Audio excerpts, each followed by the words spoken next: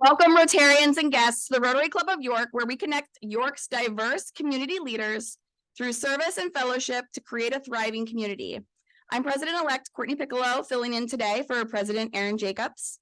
Our opening song today, My Country 'Tis of Thee, and the pledge will be led by past President Glenn Miller, followed by the invocation by Kelly Gibson and visitor introductions by Glenn Smith. If you've not done so already, please make sure that your devices are on silent.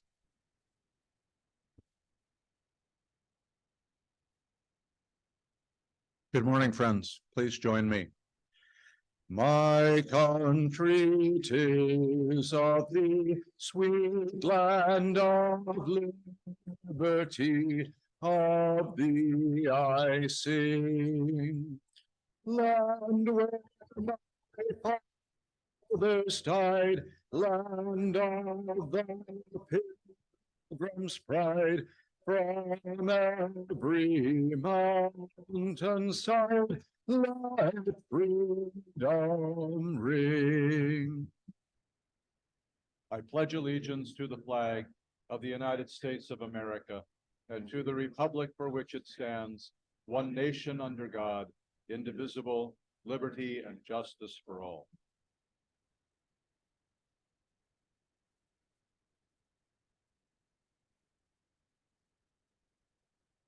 Please prepare yourself in the manner in which you are accustomed. Children have a way of making us religious. Even the staunchest disbeliever has found words of prayer at the foot of a sick child's bed, or in the wee hours when they still haven't come home. Faiths across the world hold children up as the key to their religion and devotion. In Judaism, children are a divine trust and guarantors of the future. The book of Psalms declares, children are an inheritance from the Lord. In a Christian passage, Jesus declares to his disciples, let the little children come to me, and do not hinder them, for the kingdom of God belongs to such as these. Truly, I tell you, anyone who will not receive the kingdom of God like a little child will never enter it. The words of the Quran contain the rights and responsibilities granted by God to humankind. These unique rights also include the rights of children. Each Muslim child has the right to legitimacy and a good name. They have the right to shelter, education, maintenance, and health care. Passing the care, education, and well-being of our children into the hands of others is one of the hardest decisions you can make as a parent. Today, we give thanks to the early child care educators who take on this monumental task of stewarding our great guarantors of the future, and to our guest speakers who provide the resources to ensure that this critical position in our community is staffed and supported. Let us also be grateful for the hands that made the meal we share today in fellowship. All this we pray. Amen.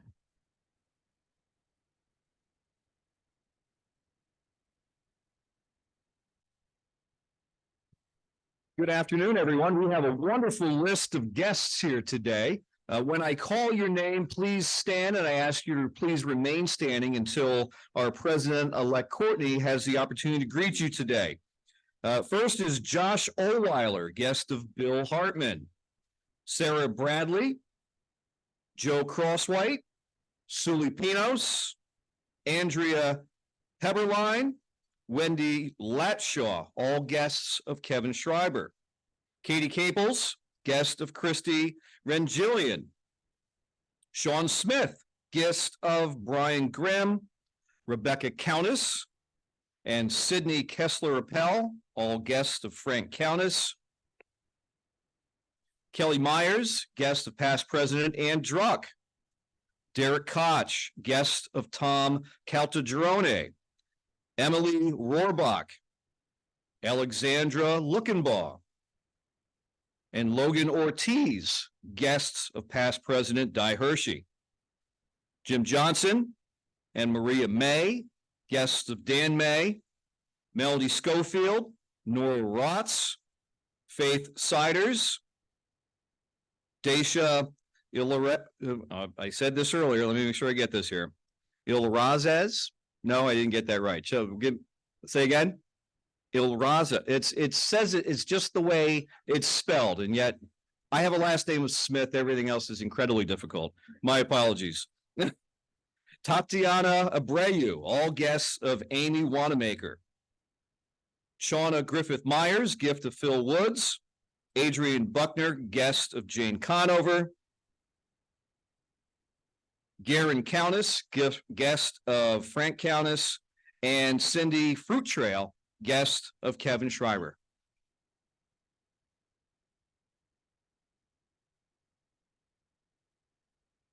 Guests, it is our pleasure to have you here with us today.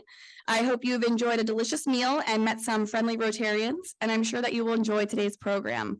Please visit us as often as you would like, and by all means, consider if being a Rotarian is for you. Rotarians, please help me in welcoming our guests today.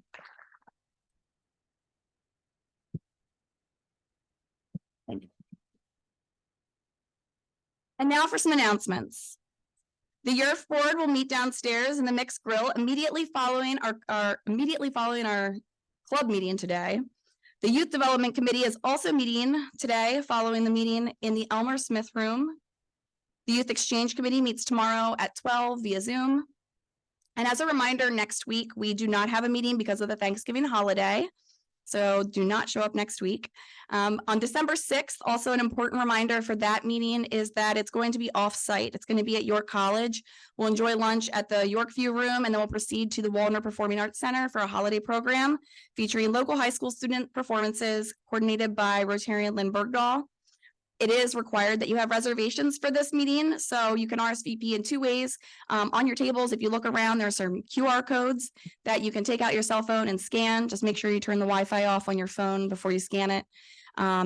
Just causes weird problems happening. So you can scan that to RSVP, or tomorrow when the announcer goes out, you can click on the link there. So two different electronic ways to RSVP for the December 6th offsite meeting. The deadline is November 29th to RSVP for that. And now it's time again for the President's Challenge. This is the time when we highlight one committee to our club following 4 critical points: inform, promote, solicit, recruit. That being said, for our President's Challenge presentation this week, I invite Ashley Etzweiler from the Youth Development Committee to the podium. Ashley.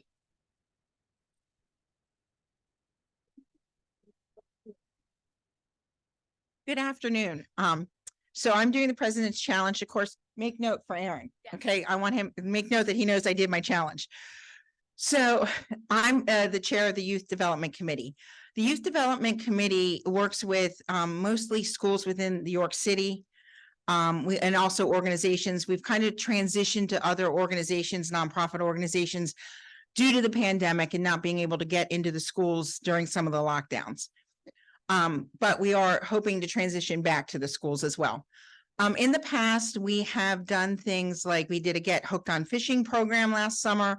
That was a lot of fun. We had 3 days where youth were able to come out with their parents and fish and get some instruction. They got a fishing rod and bait, and it was a lot of fun.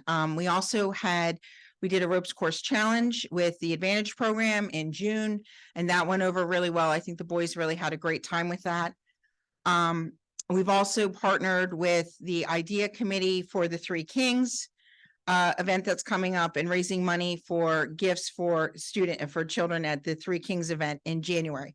So there's a lot of good stuff going on. We're also in the point of transitioning and figuring out how this committee is going to look post-pandemic. But we encourage new members to come out. It's a fun committee. We're doing a lot of work. In fact, we have a meeting today. So if you would like to come and join us, please do. It will be in the Elmer Smith Room, which is diagonal to the ballroom at the top of the front foyer steps, right after this meeting. So thank you.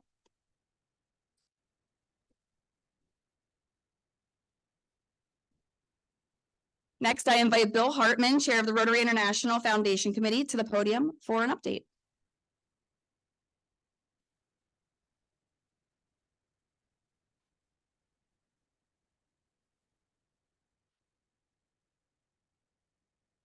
Good afternoon and happy Rotary Foundation Month. This is an exciting month for me, as you can imagine, and we kicked it off on Saturday night, November 4th in Hershey with our annual District Rotary Foundation dinner. It was a wonderful evening.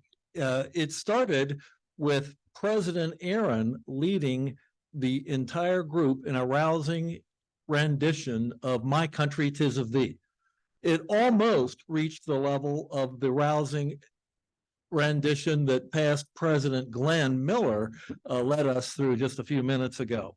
But it wasn't My Country 'Tis of Thee that was so exciting for me at the dinner.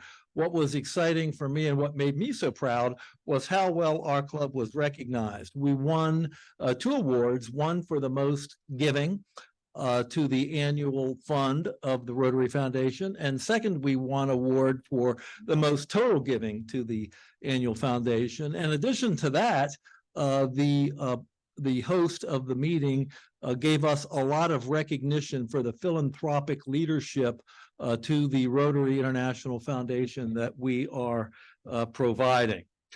So we could go to the next slide, please. Thank you. We should really be proud of how our club is generating this. Just a couple of highlights. Every EREY, that's every Rotarian every year. That's the number of members who have given something to the foundation. We went from 65 4 years ago to 245 last year. That's huge. Sustaining members are Rotarians that give at least $100 to the foundation. We went from 48 to 196 last year.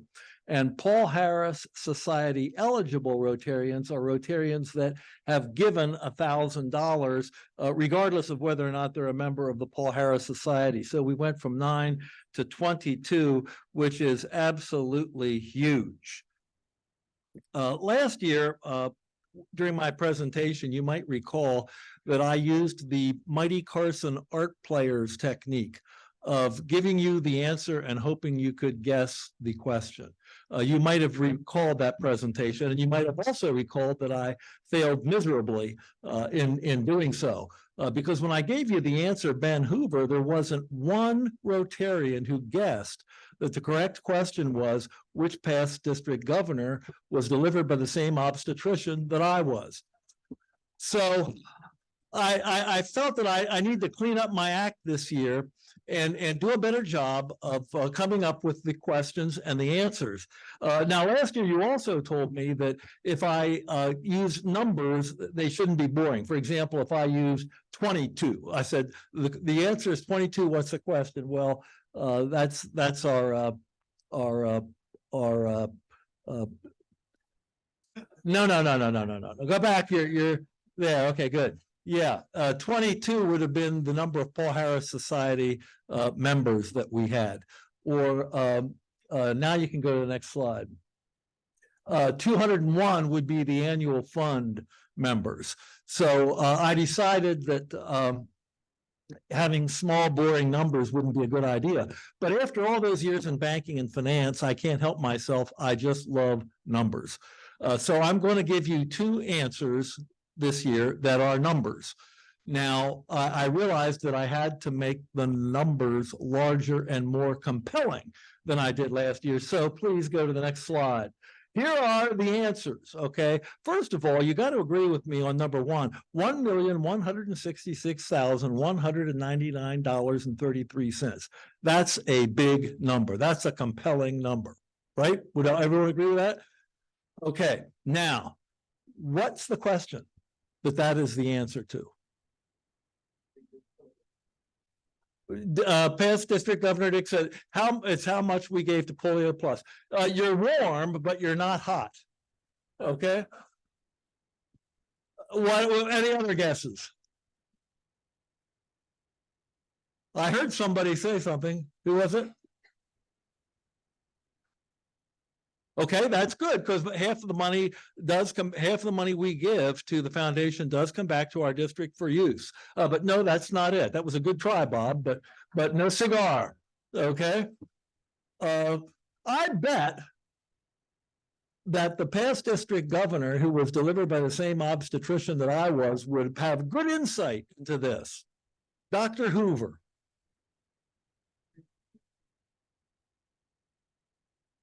Correct. Yeah. That is number 1. That's the total amount that this club, since its inception, has given to the foundation through the annual fund. Okay, now the next one is even a more compelling number, $2,109,979. It's huge. What's the question? Total district giving. Well, that's a good try. That's a good guess.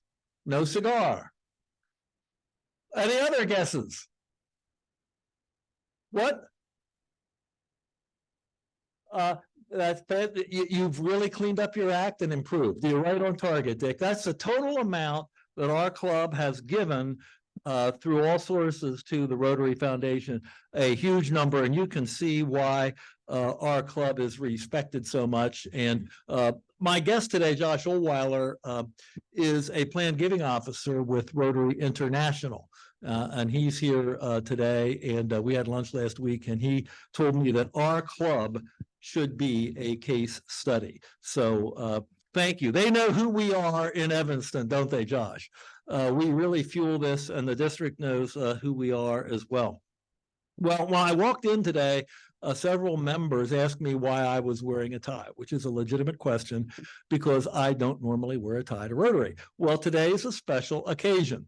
Now, we're going to have another presentation on the 29th of November, recognizing new Paul Harris Fellows and recognizing major donors and some of our largest givers. But today, I want to talk to you a little bit about the most elite giving society in Rotary International, and that is the Arch Clump Society. To become a member of the Arch Clump Society, you must make a donation of $250,000 to the Rotary Foundation. Does everybody agree that's pretty elite? That's pretty significant. And until now, in the whole history of our district, we've only had 2 members of the Arch Clump Society. And until now, we had no members of the Arch Clump Society in the York Rotary Club. So now we can go to the next slide. Jane Davis has made history. Outstanding true Rotarian Jane Davis has become the district's 3rd member of the Arch Clump Society and has become our club's 1st member of the Arch Clump Society. Jane, an OTR, got her bachelor's degree at Elmira College, her master's degree at the University of Pittsburgh, her JD at Duquesne University. She moved to York in 1995 as VP and General Counsel of York International. She's been very active in our community, both as a philanthropist and as a leader. She served on the board and executive committee of the York County Red Cross. She served on the board and executive committee of the predecessor to the YCEA. She served as chair of the York Symphony Orchestra. She served as chair of the SPCA, and she continues to serve on both of those boards. I've heard it said that the most effective community leaders and philanthropists are those who quietly and unassumingly go about their responsibilities very effectively. And having worked closely with Jane on the symphony board, she exemplifies that as well as anyone I know. So I would like you all to join me in standing up and giving our first Arch Clump Society member a standing ovation.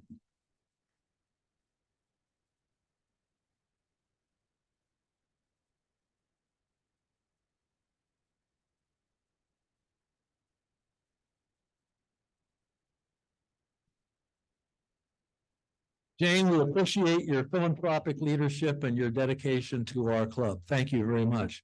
And now I want to make a commitment to all of you, with God as my witness. I promise that the next time we have a member of the Arch Clump Society, our 2nd member of the Arch Clump Society, I will wear a tie to Rotary. Thank you all very much.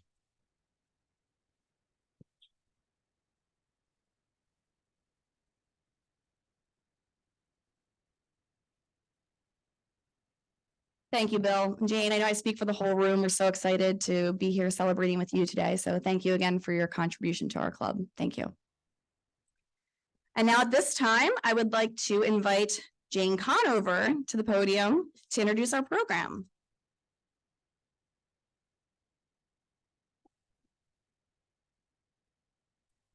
Thank you, President-elect Courtney. As Rotarians, we often highlight people who put service above self.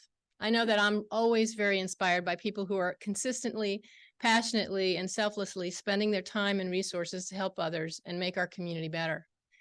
Our speakers exemplify this commitment, and it is my honor to work with them on the Early Educator Awards program. Pete Brubaker is a retired CEO from Susquehanna Media. For over 25 years, Pete and his wife Meg have been steadfast champions for increased access to high quality and affordable childcare. Through his leadership with York's Focus on Our Future initiative, the Pennsylvania Partnerships for Children, and a longtime commissioner of the Pennsylvania Early Learning Commission, Pete has helped transform our thinking about the importance of early learning for child's development. He is the chair of our Early Educator Awards program at the committee at the Community Foundation, and one of the change makers who has created the program you'll hear more about today. Rotarian Christy Renjilian is the Executive Director of Community Connections for Children, which oversees state funding in 13 Pennsylvania counties that help low-income working families pay for childcare. She also administers the Keystone Stars program to help childcare programs in our region provide high-quality learning. Christy has over 30 years of experience as a nonprofit leader and a master's degree in social policy analysis from the University of Chicago. And last but not least is Rotarian Tony Campisi, who will be at our table today. He is the board chair of the Gladfelter Insurance Group, and it's the former CEO.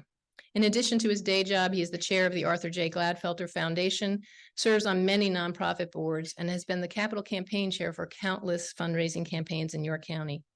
Tony is also a steadfast champion for children and investing in early learning. He has been a member of the Pennsylvania Early Learning Commission for over 12 years. Please help me welcome our honored speakers today.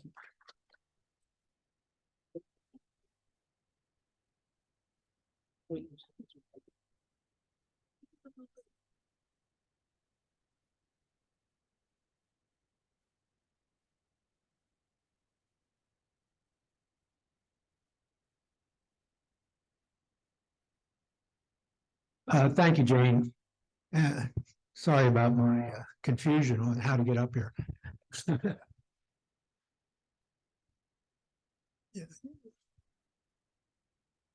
You can do this slide. I'd like to start by saying a few words about the Early Learning Investment Commission, or ELIC. Next slide. Thanks. The commission was formed in 2008 by Governor Rendell and has been endorsed by every governor since then.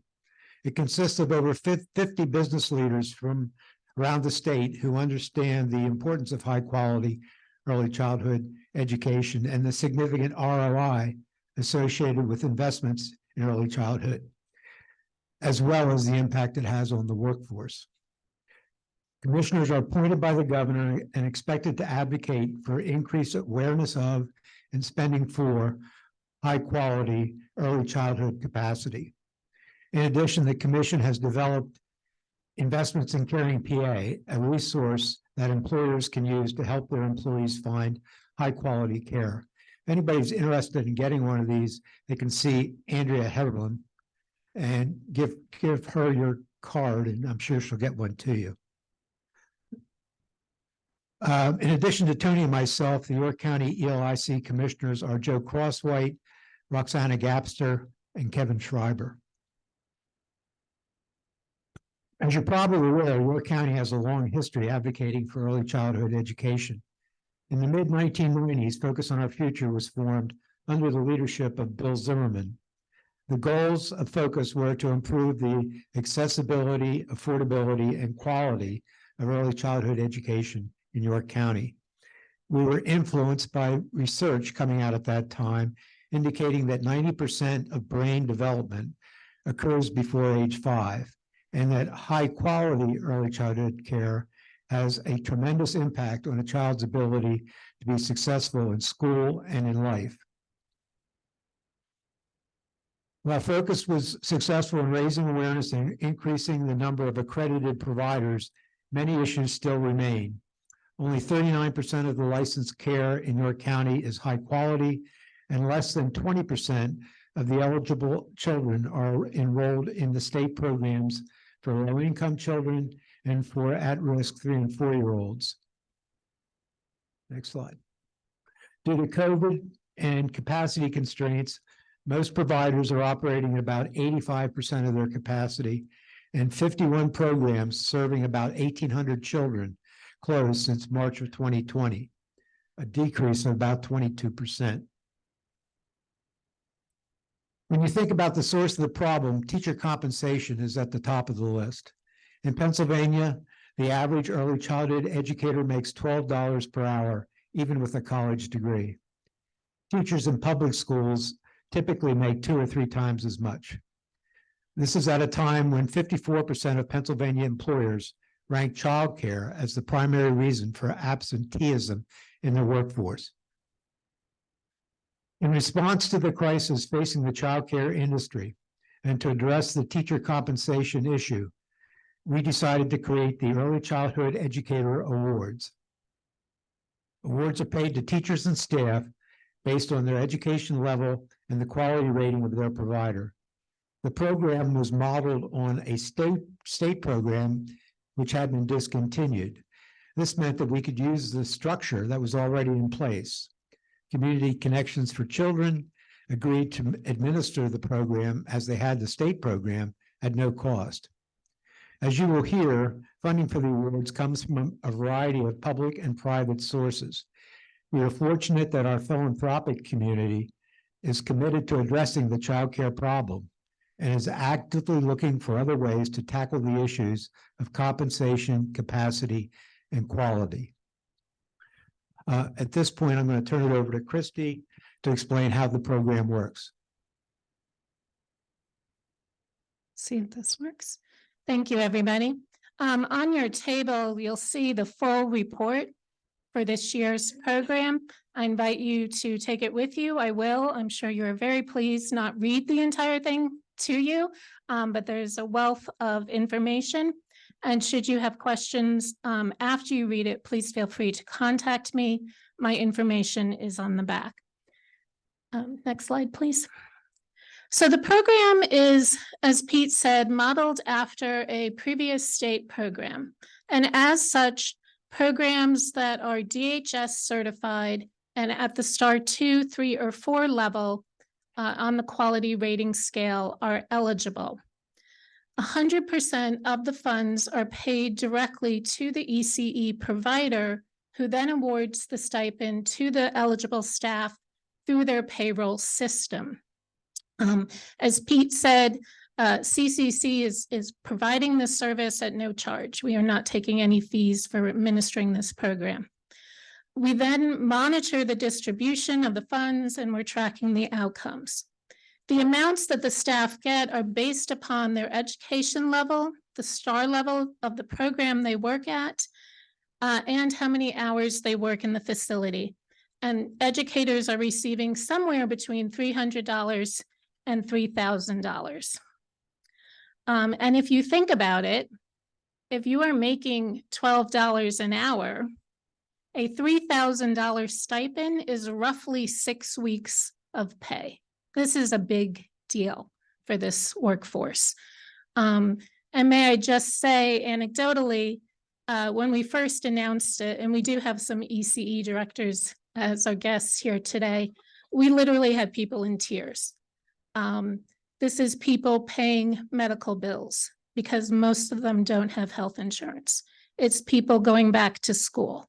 It's people deciding to stay in the ECE workforce who otherwise might have left. Next slide, please.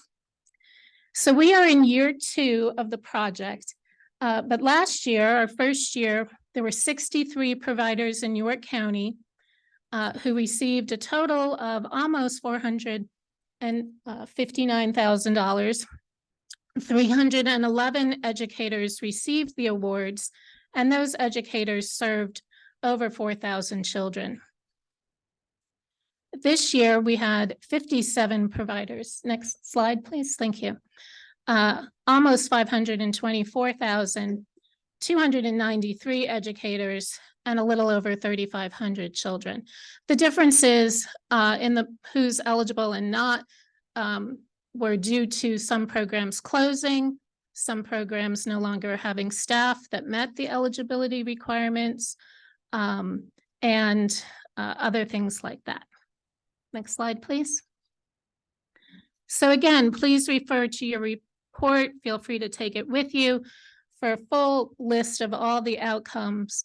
But just at the high level, 76% of the staff who received an award in 2022 were employed at the exact same location in 2023. And this is something that's very important. We know that teacher retention directly correlates with improved outcomes for children.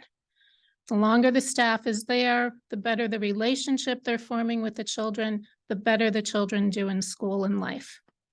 We also had 50 educators earn a CDA, which is a Child Development Associate. It is the introductory credential in this field.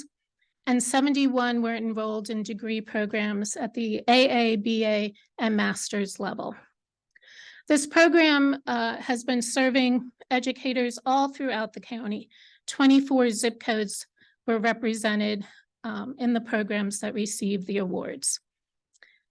The other thing that we've really been tracking is the number of staff vacancies. As Pete indicated, most programs are operating at about 85% of their typical staffing.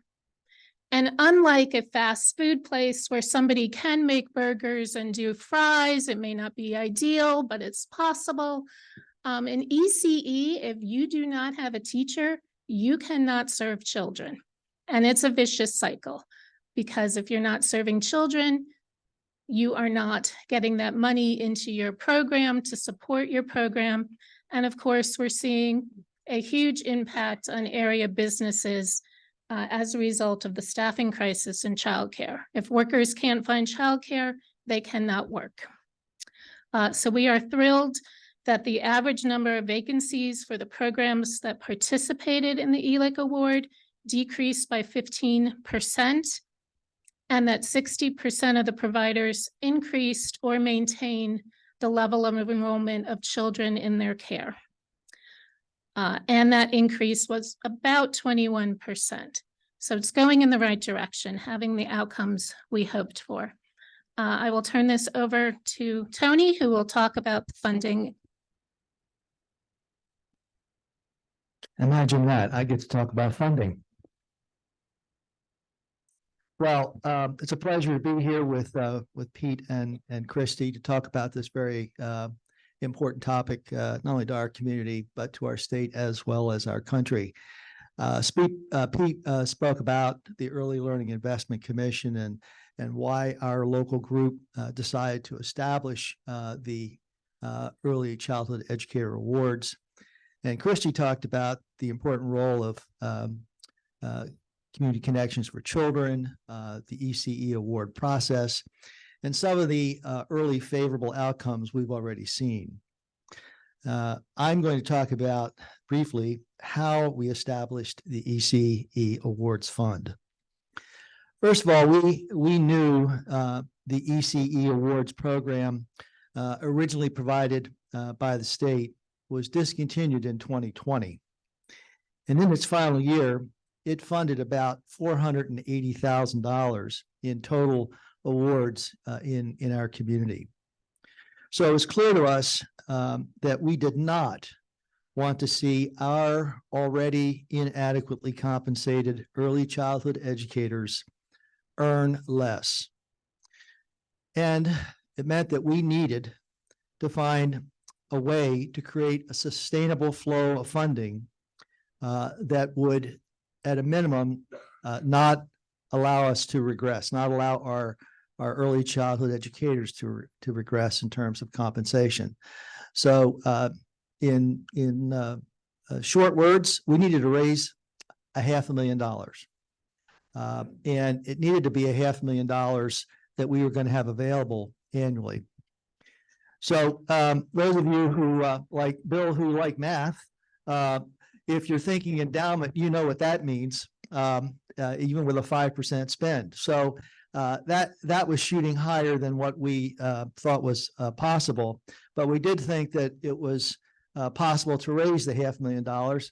And we pretty quickly came to the conclusion that the best way to do that was through a public-private partnership. So knowing that we already had a long history of focusing on early childhood education in our community, and knowing that we had funders, mostly private foundations, who were already very engaged on this topic, it was actually not a hard thing or a hard sell to get these private foundations to step up with the understanding that this would be a public-private partnership. And so as we raised the first $250,000, it then became a whole lot easier to go to the county, who had American Rescue Plan funds that needed to be allocated, some of which that needed to be allocated for early childhood care and education, to ask the county to use those funds or a portion of those funds for a dollar for dollar match, so that every dollar that we raised from the private sector would be matched with a dollar from these ARP funds. And that's how it started. In addition to that, the York County Community Foundation, as the fiscal agent for this initiative, also stepped up with a very meaningful gift that took us above $500,000 in the first year. So we were delighted with our year one funders that we were able to do this in a relatively short period of time. And most importantly, send a message to our early childhood educators that we understand the situation that they face and that this community supports them. And we did not want them to go backwards in terms of their compensation. So again, the first year funders, you see them on the screen there. If we go to the next screen, we continued to grow the fund. And by the way, each of these funders has made a 3-year commitment. So not only did we raise $250 in the first year, we've raised $250 in year 2 and in year 3, starting in year 1. So these 3-year commitments are significant. And what they've enabled us to do is to grow our list of donors, as you see here. And I'm happy to report that in year 2, we've raised well beyond $500,000. We've actually raised about $900,000 additional dollars in year 2. So it's meaningful, it's significant, it's allowing us to do things that beyond what the state program initially provided for in the way of eligibility. Also, we've been able to have some increases in the awards, some modest increases in the awards. But we're also mindful that we want this to be sustainable. So we're not going too quickly, too fast with the spending side, but it is having the desired impact. So if you go to the next slide, how does one get involved with this? Because it's not hard to get attached and passionate when it comes to children. So the first thing I'd say is please take the time to read the 2023 Early Childhood Education Educators Awards report. You have those reports at your table. There are extra reports that are available. I would encourage you to at least read that report and gain a greater understanding of the issues and what's been accomplished to date. Secondly, this York Early Learning Investment Commission, this is not a closed club. So anyone who might have an interest or a passion for early child education and might want to consider becoming part of our group, please do not hesitate to contact any one of the individuals who are currently a member of the York ELIC. I will note that it does take an appointment from the governor's office, but I can also assure you that that is not a very high bar. It's just a clearance that you have to go through. So don't let that frighten you away. I would also be remiss if I didn't acknowledge the resource that we have in our community. Community Connections for Children, Christy Renjilian and her team provide a wealth of information and assistance to individuals, families, and employers who are trying to figure out how to navigate the challenging profile of early childhood education. So I would encourage you to access that resource. There's also a website that you see here that is hosted by the York County Community Foundation that talks about the initiative. And no surprise, there's also an opportunity there to donate if you're so inclined. And then finally, I do want to take this opportunity to thank all of our current funders. These are a group of foundations, companies, businesses, and individuals who recognize how important this subject is. They recognize the chronic challenge we face of inadequate childcare capacity, primarily due to teacher shortages, the negative economic impact when workers cannot find enough high-quality childcare. And ultimately, I believe deep down, we all know that we have a moral obligation. We share a moral obligation to provide for the best opportunities for all children to achieve their fullest potential. So I would just like to close again by thanking everyone for your time and attention today, for any consideration for this cause. We welcome your interest and your participation. And I believe at this point, we would welcome any questions. Yes. Someone who is looking for childcare find one of the star 2, 3, or 4 providers so that they know that they're looking to a good provider for their child? Sure. Do I need to repeat the question? Okay, good. So the best way to find childcare is to go to ccc4pa.org. If you go to the next slide, I think it's there, or it's on the back of the report. One of the responsibilities of our organization is to help families at every economic level find care. We will help them with a search. We will help them with what should I look for? How do I know what quality is? How can you tell me what star level they are? Have they had any certification issues? All of that good stuff. And we provide that service for free. So just reach out. We'll be glad to help you.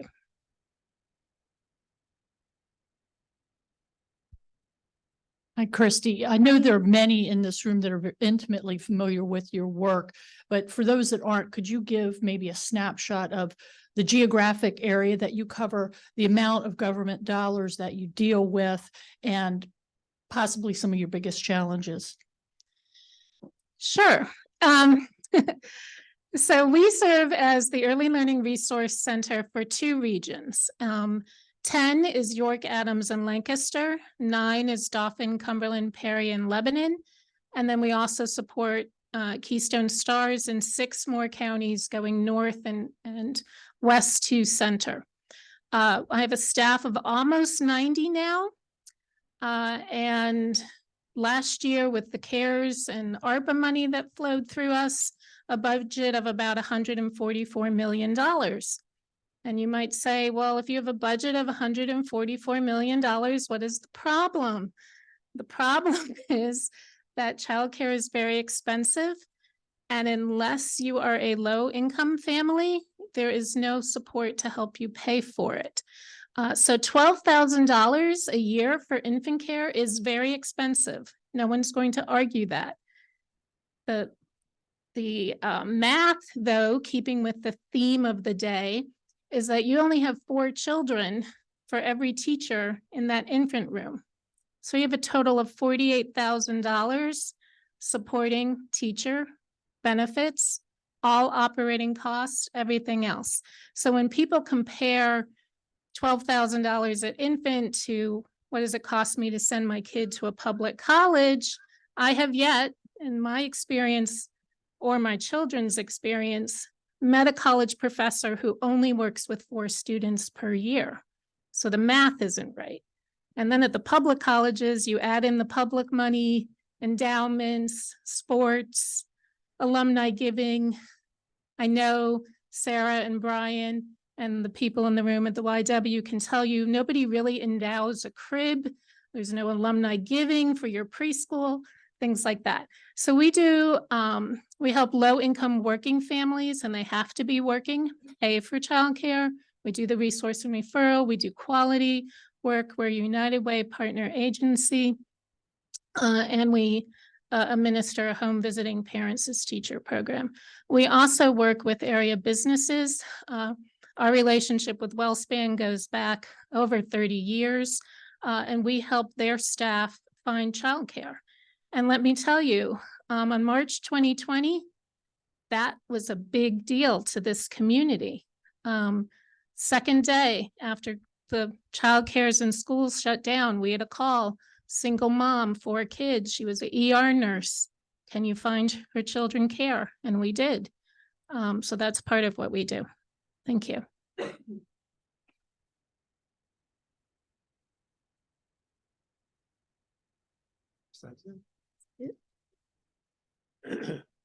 Do you have a question?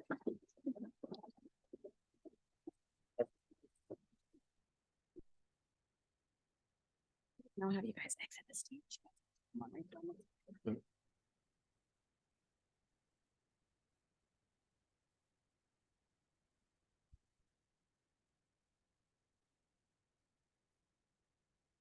Okay, to Pete and Christy and Tony, thank you very much for being here today and covering this very important topic.